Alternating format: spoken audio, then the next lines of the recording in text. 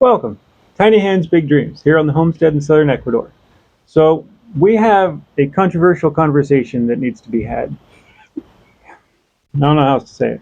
On the subject matter of community sustainability, um, and how it plays into self-sustainability.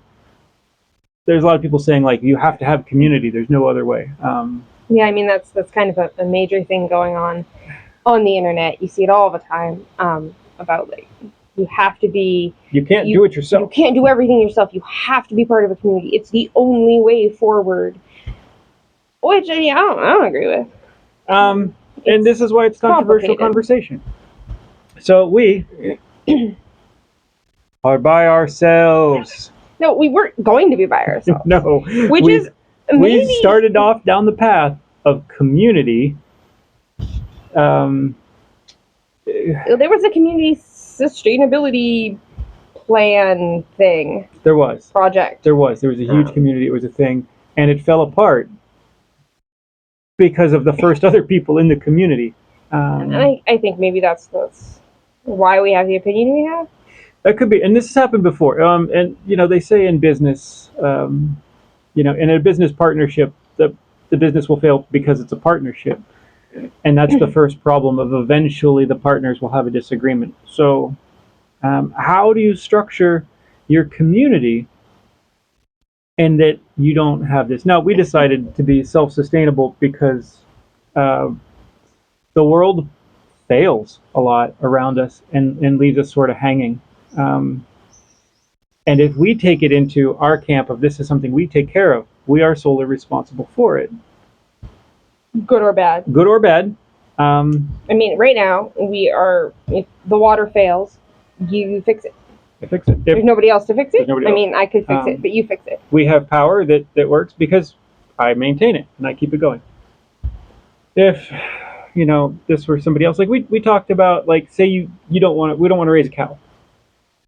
It's not. I don't want a cow. We don't want a cow. They're cute when they're small, and then they get big, and then they get scary, and I don't like them. We don't have enough grazing land for a cow. So if we had a cow that was raised by somebody else, that would be, like there's a person who raises cows, and we're going to trade something we do. Or grow, or make, or produce, or something. Right, we're going to trade you for this cow, and the cow takes a year to grow. At least, yeah. So, okay, so we start the whole deal, we do our things, maybe we trade a little bit, and the person comes back a year later, like, cow died. Your cow died. Your cow died. Or, I mean, that's not even a person being nefarious or doing something wrong. That's just reality. That's just reality. Or the person dies or becomes ill and cannot take care of their farm, and you're just like, wait, what? I didn't know that you were sick. Planned on this. I relied on this. And then that puts you in a position of relying on other people. Your food supply is now instantly interrupted. Did you have a backup plan? Is your backup plan self-sustainability? Our primary plan, the way we do it, is self-sustainability, and our backup is, if we somehow can't, then we go community. So, like when we had that project plan of the community, sustainable community. That was a beautiful project. I wrote up this plan, which was like a 3-step of sustainability. And the first, it was survival, comfort, and abundance were like the 3 steps. The first was literally the things you need to survive.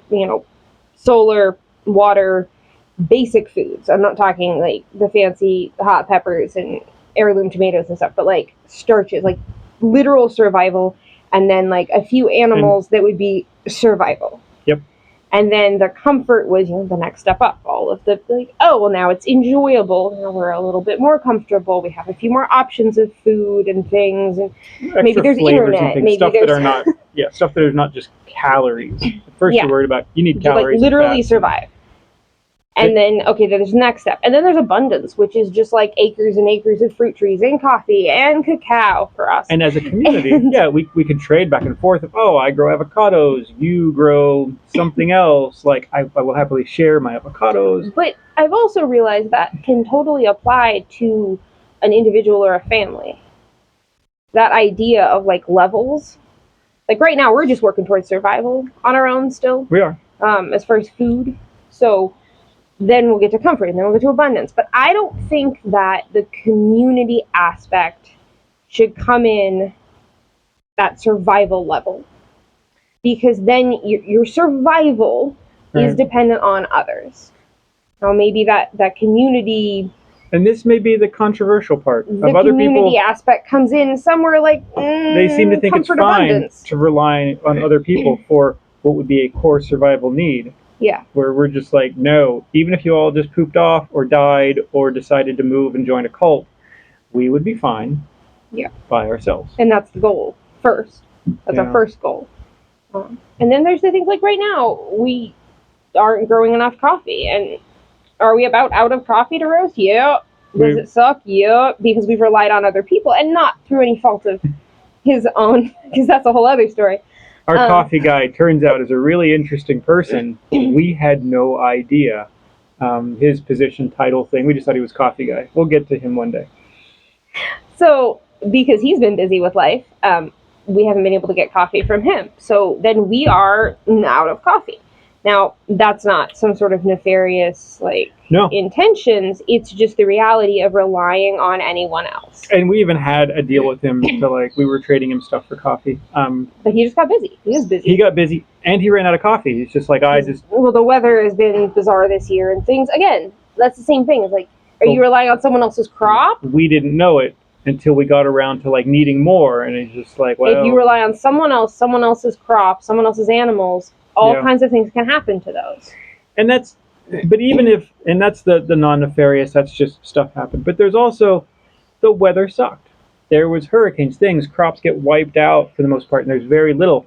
Do you think that family is going to look at you and be like, yes, we will give you what we promised you, and our family will starve? If things got real bad anywhere in the world, people are going to end up looking out for themselves and their family first, which is how they should. I don't think that anyone should ever behave differently in a survival situation. Right. You should put yourself and your family first, which means if you are relying on a different individual or family to take care of your basic needs, you're going to be in a very poor position, to put it nicely. Any one of 100 circumstances happens. Which it will at some point. Which it invariably does. And you never really know what's coming, but then something happens. So this is, so we look around and we're trying to grow our own everything, do our own everything, in the face of a lot of prominent homesteaders telling us that you can't do that. You just can't do it all. Yeah. And you'll fail trying. But, I'm like, well, now I also think there's a little bit of that is where we are. We have put ourselves, not like we magically appeared here, we have put ourselves in a place through a lot of work where we can be more self-sufficient, self-sustainable, because we have a longer growing season and we have more accessibility of certain survival necessary things. Yeah. While we talk about all the things that maybe you can't find here, those are not necessary to survival. People here survive on very, very little. And are perfectly fine. I've gotten to see some of our neighbors' houses, and they are sparse. When I say sparse, people glamping have more luxuries than these people do just living. Like, you go into their kitchen, there is a stove, there's a sink, some sort of counter, could just be a hunk of wood, could be a piece of cement. Spices, you might be able to hold all the jars of spices in one hand. That's the entire flavor assortment. Bowls, pots, pans, you again could hold all of it just like this. They live their entire life with very little. And they survive. And they're actually pretty happy. Kids play, they look healthy, they're happy, people do stuff. We see them on their porch, they smile, they wave, they get into very old age. They live a long time. Did you need all that stuff to do well? No. No, I'm sure that a lot of people do still buy, trade, otherwise acquire things that are outside of what they absolutely have to survive. But I also think that most people, at least in our area, could survive without external help or assistance or They pull it down input. to a different level. And we asked one of our friends, and he goes, if there's another, a big interruption or a currency crash, Because there are Ecuador what are they called? went through a currency Paros, change. Paro. where It's a stop. they'll block the roads. No more goods. Yeah, which is usually like a strike. Yeah, but or a larger calamity. And he goes, mostly the Ecuador. It's not the city. If you're in a city, Well, just like anywhere, if you're in the city, like You're there's in a the different city. mentality. There's a different mentality. There is scarceness. Stuff runs out. Well, there But- is an absolute dependency on those systems. On the flow of the system. You are dependent upon it. So, but in the country, he goes, they would just eat more platano, they'd eat more yucca, they'd work deals with, their neighbors for they'd share cows back and forth. They'd eat some of their chickens. Yeah, They'd, they wouldn't care. They'd just be like, well, we don't have these other things. We don't have, some potato chips or something. they'd milk their cows. They'd eat the older chickens. They'd be just fine. And they're just fine. And then when they get more stuff, or they get a job, they get more money, and they rely on other things, and they have a little more. But I think that it is very much a cultural thing out here that everyone could just pull back to that very basic survival without a lot of worry or stress, because they know how to do that. They understand that where they're we not are, dependent on other people. I don't think that they would be very much affected at all by any sort of major catastrophe of society. They probably wouldn't even know it was happening, to be honest. And stuff does happen. We had the Paro last year. Yeah. Um, Which interrupted for a little while. And it did, and certain things disappeared from the markets. Certain things were hard to get. Yeah. Mostly everyone just sort of shrugged and went on about their day. Yeah. But then, of course, in the cities, it was this big ordeal, and everyone was talking about because the grocery stores were empty. We were in Loja when that happened, and Super Maxi and things. That the big stores were empty shelves. Yeah. It was definitely more affecting the cities because the cities are dependent on either imports or There has to be a even truck. International. Right. Yeah. Truck From the shows big up every day, cities. Yep. every day, and resupplies something. Yep. Because they just can't stock enough to last for any amount of time. So this brings the question of, should you rely on the community at large? Should you rely on yourself? I just see the push towards the community, and it worries me. And it does, Honestly? and because a bunch of prominent people have now gotten together and started saying it, of like, this is the way to be happy. We couldn't, we weren't happy before. It's not even happy. It's too hard. I seriously, the words are, it's not possible. And it bothers me when someone says something. I don't like when someone tells me something's not possible. People tell us, I've been told my whole life things are impossible. And I'm like, you can't fine, do that. I will do exactly that. Okay. They're like, well, but that couldn't have been done. Right. So I think what bothers me the most is when people starting out who have the idea of being self-sufficient, self-sustainable, whatever you want to call it, for the right reasons, not out of fear or anything, but just like genuinely seeing the world for what it is, realizing they want to be responsible for themselves, and then they're watching and listening to people that they look up to who are telling them that what they want to do is impossible. And that bothers me. And that We're not in a position where we listen to those people. We're like, yeah, whatever, you say that's impossible. But other people will listen. And then you see other stuff saying that, like preppers. And preppers are an interesting group. Which is different than self-sustainable. It is. And I don't fully agree or disagree. On one hand, they're prepared. And I'm all for preparedness. But on the other hand, you're prepared as well as a AA battery is prepared to run a flashlight. Yes, it's good to go. You put it in, and it works for until it runs out. 3 hours. Yep. Now what? But you have another one? Great. How many do you have? Great. Can you grow more? No. Well, and then people in their survival seeds. Okay, that's great. I don't think those people tend to understand how long a garden takes and all of the failures that can come with trying to grow food, and you are a year out at least. Yeah, sometimes several years to build we're good still soil, struggling to solve pH issues, to blend in amendments that you had to get from somewhere else. In a survival situation. They're like, oh, I'll just disappear into the hills and grow food. Be like, somebody lives there. That's like somebody's land. There's probably. that too. There's very little just empty land in most places in the world. Yeah. So we're starting. We decided while everything is okay, while we don't have to, while society exists and we could easily meet our needs just by being part of society, if we remove ourselves and start to build all of our own systems at great effort to rebuild our own little civilization or our own utilities, our own things, our own, that when something happens, we are steps ahead better than the preppers. When COVID hit, remember there was a meat scarcity? Oh yeah. We had a giant freezer.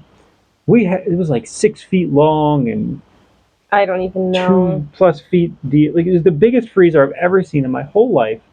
The whole family could sit in it and hide. And we had it filled, and we just went, meat's scarce. We're okay. 1, 2, 3, don't care. Now that is more of the prepping side of it, where that was going to run out at some point, and it was a short-term issue, and we made it just fine. And but had we had the systems to refill said freezer, I wouldn't have worried at all. Yeah. It wouldn't have even affected us. Yeah, it would just be like, well, that sucks for you. Yeah. Then the rest of the world was panicking. So that's sort of our goal, is to be able to not really care what the rest of the world does, to be honest.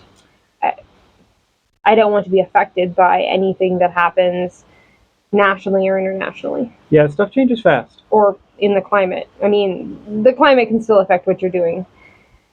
Yeah, when all of a sudden you're like, oh, food prices are up, like 40% or 60% or some amount, and people are comparing prices from year or a couple years earlier, and it's doing this. What are your wages? They're the same. Oh. It's not good. It's not good. Is it going to get better? Are you going to suddenly make triple the amount of money one year to be able to catch up with what's going on in the world? Because a couple of big crop failures, which have been happening. The weather is getting slightly weirder. Mm-hmm. It's becoming a little more unstable.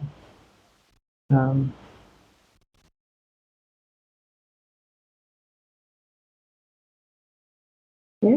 So, who in your community do you want to bet your life on? And point to those people. Be like, who would you trust your life with? To make sure that. And I'm like, This is not saying we don't like community. And that's some people have but to bet your life on that they would do an absolute good job with your best interest before their own. And no one will when it comes down to it. And I don't think it would be right if they did. And it wouldn't be. I would never put morally, a community member above wrong. Be like, my family will starve, and I will give you this extra thing so that you had more than maybe you already even had. Nope. That's not how that works. That's probably not how that works. No. Now all the extras, and that's kind of the levels of this. I think thinking about the levels is a great way. Well, the cow was a good example because we don't intend to ever grow beef. Right. Or mosquitoes, but we grow those. We don't intend to raise a cow. Right. It's not our plan. Do I still like beef? Yes. There's probably the chance that we'll end up splitting, buying a cow from someone, splitting a cow, doing something. Will I rely on that for my meat? Something happens, disease hits the flock, the cows all die. What do? Well, we're not eating beef. And then we have to have our own answer. We have our own answer. And then we back up to, we did want to have, there's not a lot of meat on the goats. Not our goats. They're not meat goats. No. That's okay. Meat goats are stronger, and I'm not on board with that. But sheep, we wanted sheep. We have ducks. Pigs. A lot of people around here raise tilapia. And most people say it's not a good fish. It's bland. It's something. It's protein. Yep. And you can raise it in a warm water pond. Yep. I don't know if we'll grow tilapia, but we'll grow some fish. We'll grow something. We're still figuring that out. But being able to have something, and there's also, this is the other thing people miss in the self-sustainable of, oh, I can be self-sufficient on my acre of land, which you can't be, and that's silly, and I'm sorry that someone has told you can do that. You can't do that. If you've asked the question, or you've seen other people be like, how much land do I need to... XYZ, whatever. Right, XYZ, to support a family of 4. And some people say, oh, you only need half an acre. I've seen this video. I can point out like a dozen things that are wrong with that video. Right. Everyone's seen the little infograph of it's all beautiful. It's a lovely picture. It's alive. So if you do this and this thing, and you take all of your stuff and you recompost all your stuff, and everything goes right, and you're doing super intensive farming, are you buying fertilizer? Most of people buy fertilizer. You're buying potting soil or things or mulch or okay. And then they're like, oh, we're gonna have this and that animals. How are you feeding them? You're keeping animals in a box. You are a caged animal feeding operation, which is no different than large industry does, except they do it on a big scale and it's gross.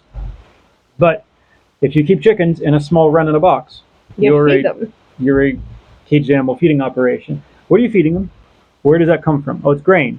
Okay, how many pounds of grain does it take to keep one chicken for 1 year? Okay, how many pounds of grain can you grow per square foot per year? In perfect conditions where nothing fails. In perfect conditions. So whatever you get, you really have to probably double it because, because that crop could fail. Oh, all the sorghum got aphids and was destroyed. Like stuff can turn or something molded. We got rains at the wrong time. Boom, wiped out. Yep.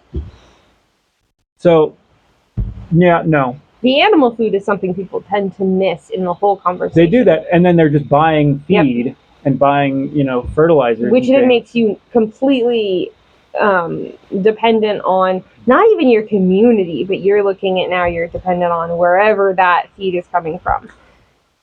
Which then has other issues. Is a commodity market item. It could change. And people saw that last year or the year before when feed prices just like I think they've just continued to go up in the States. Oh my gosh, I don't know that I can keep animals through the winter. Yep.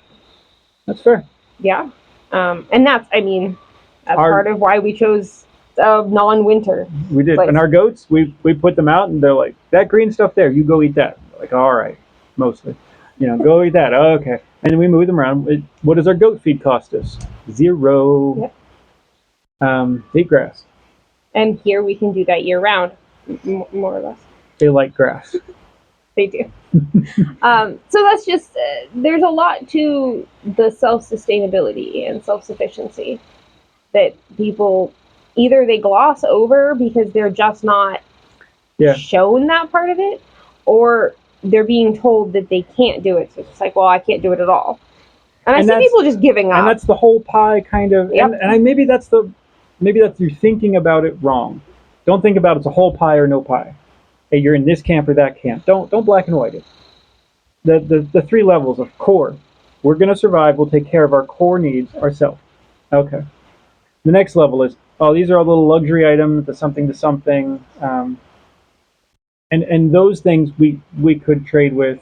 And then, we get into abundance of we have our food for us and our things, and we have so much that we're going to sell some, we're going to trade some.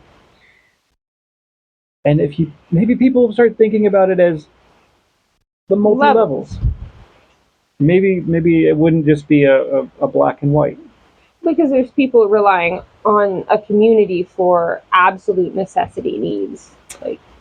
I need people that don't raise any of their own animals but eat meat, and then you're just missing out on that entire part of your diet if something goes wrong for someone else. So. And that is something I don't want to put myself in. Well, and we could look at historical precedents. There's intentional communities.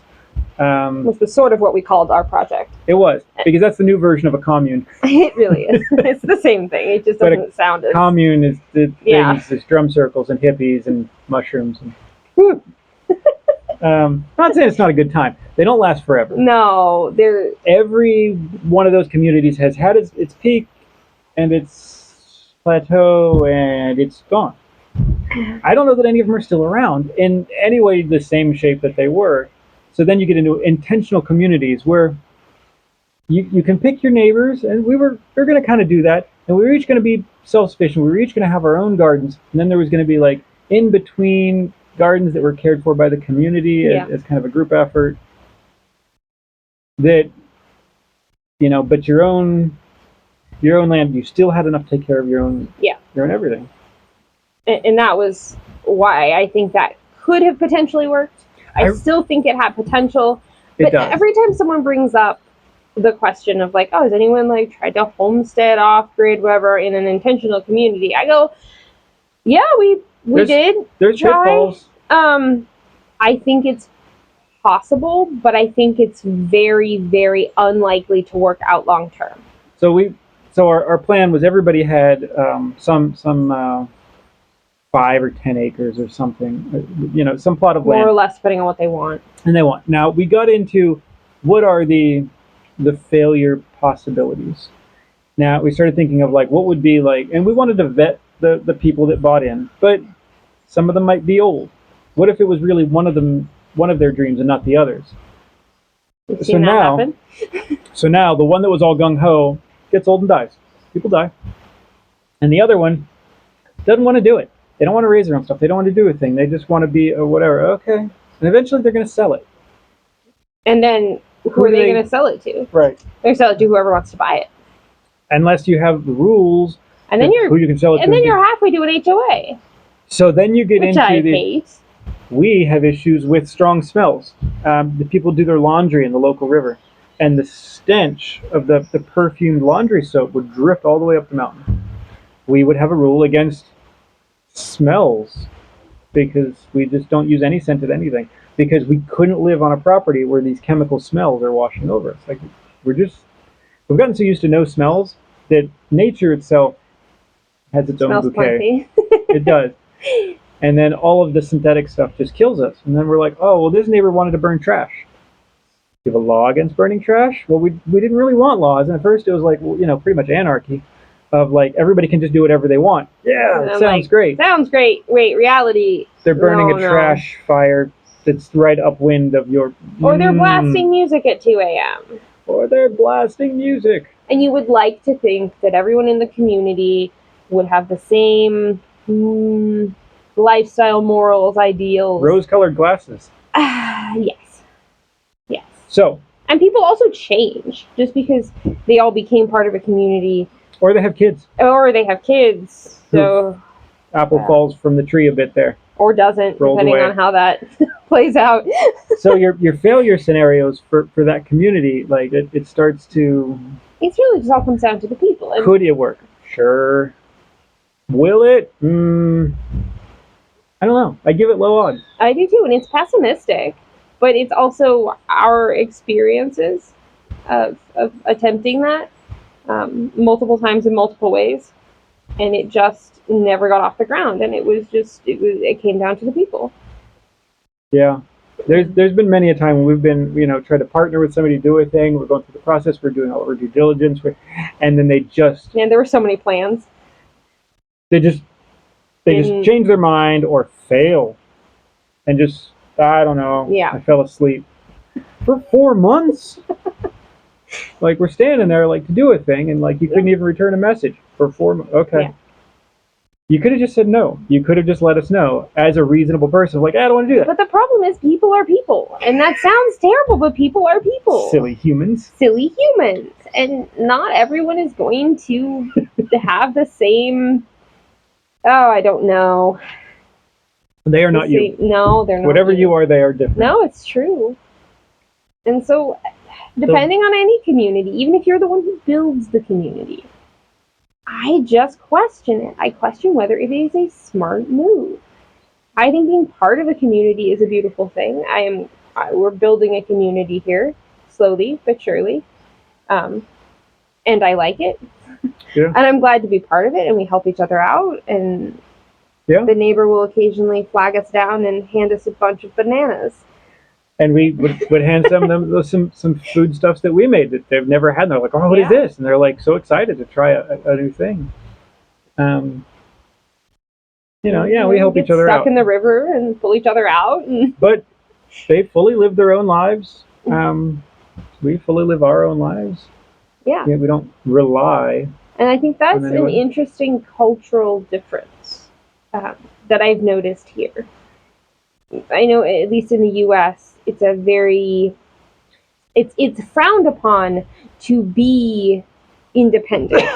It is frowned upon to be truly self-sufficient. It's like, well, you should be part of a community. If you chart that from I remember seeing the in World War II, the government propaganda posters of everybody should keep chickens. Yeah. Because that's like protein that you can just get from your yard, and you should keep this. This many per person in your family. And grow this. Everybody should have a what do they call it, a victory garden. Victory garden. Yeah.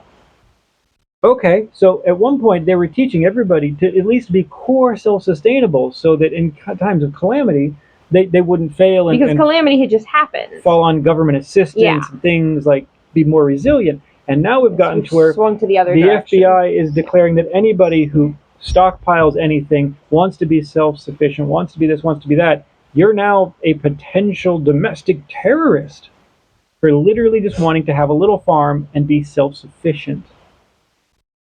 No joke. They actually, that's like in their definitions now of like who's dangerous. Which is just bizarre to me. And the further away... Why would you not want your people to be more resilient and more... I don't understand it. I mean, I do understand it in a larger corruption... So let's get into... and then so they want you to rely upon their system, that they can maybe control you better. I mean, all the systems. There's a rabbit hole. All the governmental systems. Assistance. Government assistance. So here, there is a government assistance. Someone was telling me about it, and it's like $50 a month. Like, that's it. But who can get that? I didn't even know about that. I don't think we can. Well, as non-citizens, I'm sure we can't. But I just mean, like, what are the requirements? Yeah, I don't know. But there's some level of, like, if you don't have income, that they will give you $50 a month to survive. Here, that's pretty. Even here, that's pretty minimal. Like, it's pretty minimal. So you are self-sufficient. You're gonna get out there and you're gonna plant yucca because it's calories. You're gonna keep chickens because they'll eat the bugs and you can take their eggs. And then that $50 extra, if you're on your own land, which most everybody out here owns their property. Their parents bought it. Somebody bought it. It's passed down to generation. So you don't have the onus of, I have to go out and buy a $500 million house as starting out. They start out self-sufficient. They were raised that way. They were raised. So without, the social safety net, people swim for themselves. And it's such a cultural difference. But I guess I didn't expect, because we hadn't, before we moved to Ecuador at all, we didn't really experience the rural parts as much. We planned on being outside of a city, and that was kind of what we did, and that's where we went, and that was it. Yeah. We didn't maybe really have a good idea of what it was like in smaller communities, rural, small towns. It's very different. It's very different. The cities are not that different than a North American city. Like, they're not. A city. It's a big city. There's apartments. There's traffic. There's prices. There's people. Everybody has a job, and then they go buy things at a store, and then or at a market. So it's slightly different. It's not that different. The general lifestyle is relatively similar. You could come from any city in the U.S. and move to a city in Ecuador and be like, it's more or less the same. It's more or less the same. But the rural areas, I think, are far more different. Very different. Even if you're like, well, it's probably the same as like rural America. No, it's not. It's just really not. No. People are far more self-sufficient, far more, I guess, frugal, because they don't have money. So I hate to call America's anyone history, poor, there because was I don't. a ton of small farms, little family farms. Historically, yes. And that's the thing here. And most people don't have tractors. I don't think I've ever seen a tractor. They're going to carry their tools on foot, or sometimes on a motorcycle. Or a donkey. When they cut lumber, they drag it down the hill, they tie it to a horse or a donkey, and they drag it to the road where they'll stack it up for some period of time until they hire a truck to come out and pick it up. Yep. But the small family farms of like, you have a plot of land, you grow your vegetables, you have your chickens, your things, your stuff, your family exists there. And if you have nothing, you have your spot. Yep.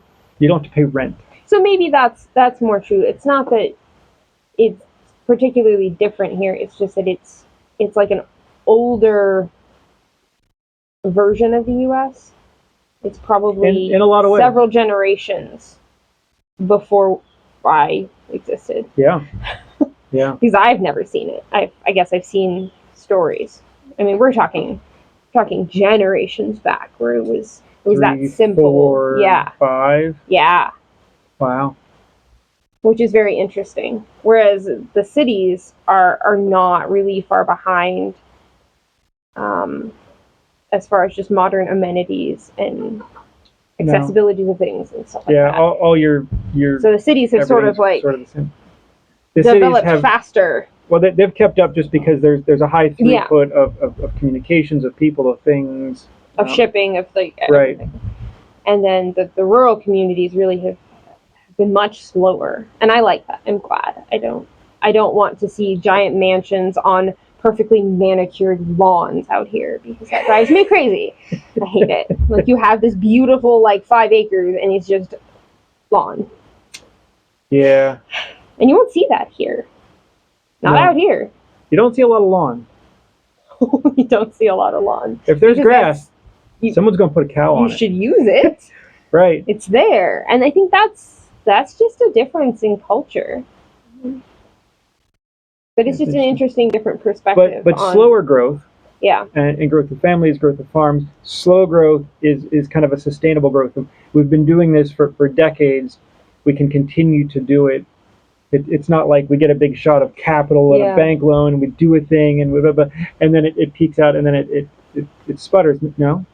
And maybe that's an important... Slow growth is maybe that's an important takeaway because that's not the way that it is portrayed on the internet often. The homesteading, off-grid, self-sufficient, all those things is you just do it. Now we're all for just doing it, but we do it on a we have no money and no equipment sort of basis. We jump in, but we're not putting in tons of money, tons of equipment or anything. And maybe more people need to see that's I think a better route to self-sufficiency and an actual doable way to get there because it is doable. I fully expect that we will be able to be.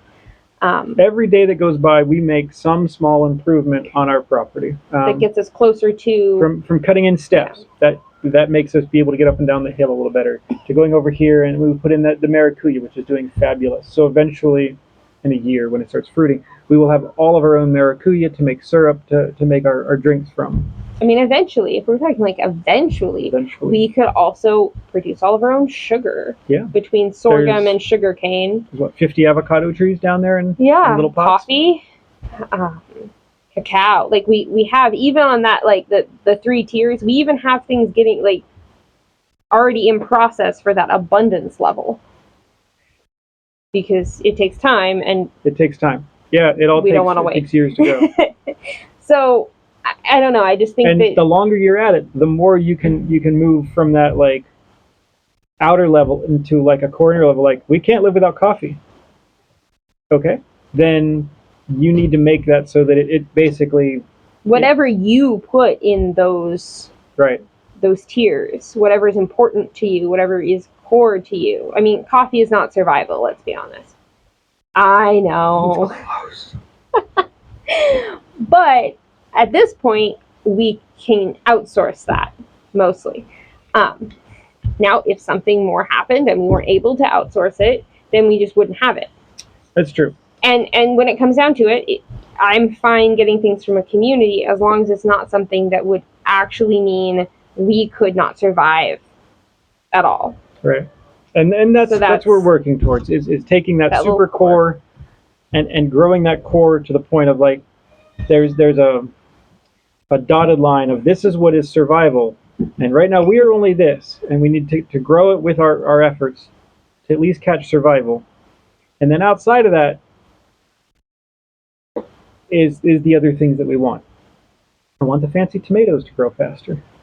And there are probably going to be things that we still buy for a long time, probably ever. I mean, there are certain things. And we could touch on, so that the fully self-sustainable and the fully off-grid, and invariably someone says, well, you're not truly off-grid, you have internet. And they're saying it on the internet, and nothing annoys me more And you than wouldn't that. have known that we existed except for the internet. And if we didn't have it, we wouldn't exist. It's very strange. People are very, very strange. What am I going to do? Put things. a note on a pigeon and send it to the internet injection point, and they're like, oh, look. I know. People get very So, very yes, silly about do we these rely things. on the world for internet? Yes. But if you go back to like tier 1, if we didn't have the internet, would we physically survive? No. As a family, yes. And if we get low on power, there's no sun for a week, calamity strikes. Do we unplug the internet? Uses power. Yep, we unplug it. Yeah. Non-critical. And then people have asked, okay, well, so you're off grid, but you're still reliant on parts for solar and fuel because of the generator because we don't have enough sun. Yes.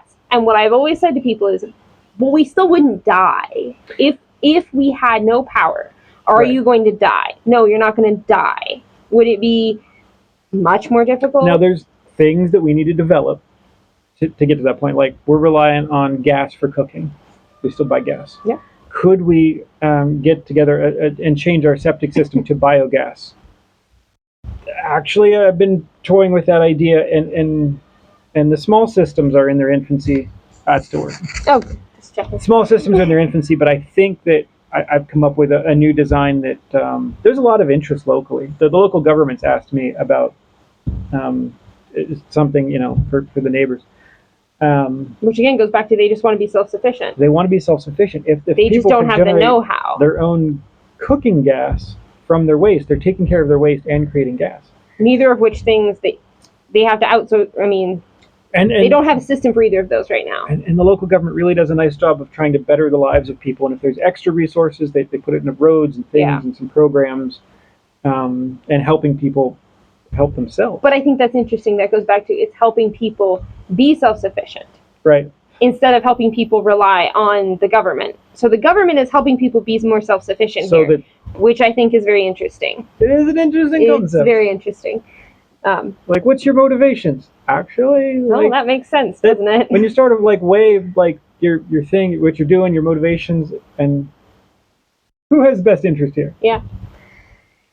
Yeah. So we can go much farther towards self-sustainable than we are. I mean, we're really not that self-sustainable. No. We buy all of our food. We do. We're still working out issues with the soil. We're getting closer and closer all the time of we need to clear more land to have more animals to eat enough meat. We simply need more sun. We need more sun. We need more time. Yeah. But we've had to postpone some of that because we need to be building a house because our tents are falling apart. It's a long process. If anybody out there wants to help with that, we could really use a roof. Roofs are cool. If you happen to have a pile of extra money, literally we just need a sheet metal roof. It's the only thing we really need to buy for the house. Yeah. Everything else is just the hands and boots and mud and sticks. Yeah. But man, that roof. We will rely on the community for some sheet metal. Yes, we will. A roof is one of those hard things to We tried to come up with a different way of doing it, but the time and effort it would have taken and the potential for failure. We also live in a very high rainfall, high humidity, high rainfall. Yeah, climate. We did some tests. It sort of held up, but it's not good enough. Yeah, roof. Please. So yeah, I mean that's just, I don't know. We'll go off on a million tangents. There's a million tangents to go, and maybe that's a good thing. It's a conversation. It is a controversial conversation. We should conversate. I said that. Leave comments. Start a conversation. Even a response video. Let's continue this, because this whole trend of you have to do it this way, you must do it this way, you have to buy this chicken tractor that you move, you have to do this other. There's to be reliable on other people or reliant on other people. Yeah, there's just Stop telling me I have to do something, or that I can't do something, or it's not possible, or it won't work. It wasn't possible for you, maybe. And we see some people in the homestead world who just maybe don't have enough skills to really Quite honestly. fully access their dream of what they're trying to do. So, and you have to identify that. Like, are you a super capable person? Is the person you're watching capable, or do they just sort of flounder and fail and make a really pretty video? There are people like that. Our videos are not that pretty, but we try not to ever say that we know how to do something we don't know how to do. Yeah, we try not to be ridiculous and put silly faces and clickbait. We try not to clickbait, and YouTube really would prefer us to clickbait. They really would. With the funny faces on the thumbnails. Yeah. And I'm sorry, but I refuse to do these things. So, if you enjoyed this, respond back. Let's continue. Let's try to get some momentum going about like what we can do. Some actual support. Yeah. For people who actually want to do this. Yeah. Instead of telling them it isn't possible. True story. So there you go. Controversial conversation numero uno. Numero uno. Thanks for watching. We'll see you for the next one.